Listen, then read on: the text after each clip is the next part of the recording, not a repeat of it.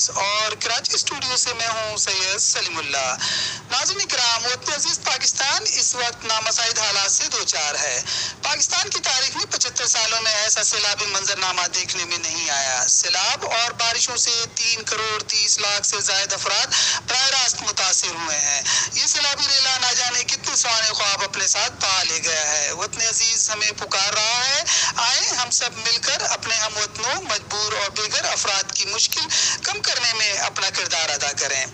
آزمائش کی اس گھڑی میں ہم سب مل کر سیلاب متاثرین کی امداد، میڈیکل ریلیف اور ساتھ ہی ساتھ راشن اور ضروریات زندگی کی اشیاء سیلاب زدہ افراد تک فراہمی کو ممکن بنانے میں اپنا کردار ادا کریں۔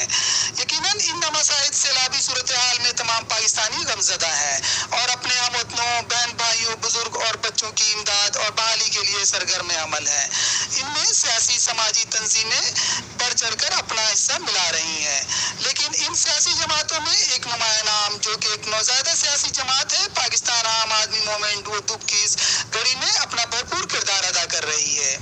پاکستان عام آدمی موومنٹ کے سربراہ میجر جنرل ریٹائرڈ سعد خٹک کی رہنمائی اور ہدایات پر سیلاب متاثرین کی امداد اور بحالی کے لیے مصروف عمل ہے۔ پام کراچی ڈویژن کے نائب صدر مولانا ابراہیم خلیل کی نگرانی میں پام کے مرکزی عہدیداران اور کارکنان نے شہر کراچی کے مختلف مقامات پر امدادی کیمپ بھی لگائے ہیں، جہاں لوگ اپنے ہم وطنوں کی امداد کے لیے اپنا حصہ ملا رہے ہیں اور ضروریات زندگی کی اشیاء جمع کرا رہے ہیں۔ کراچی کے جن مقامات پر یہ امدادی کیمپ لگائے گئے ہیں، ان میں پہلا امدادی کیمپ اورنگی ٹاؤن سیکٹر 12، جبکہ دوسرا امدادی camp Gadap town district waste خیر آباد، تیسرا گڈاپ ٹاؤن منگو پیر روڈ، چوتھا بنارس باچا خان چوک کیفے الوطن کے سامنے اور پانچواں سوراب گوڈ اور اس کے علاوہ کورنگی ٹاؤن میں امدادی کیمپ لگائے گئے ہیں۔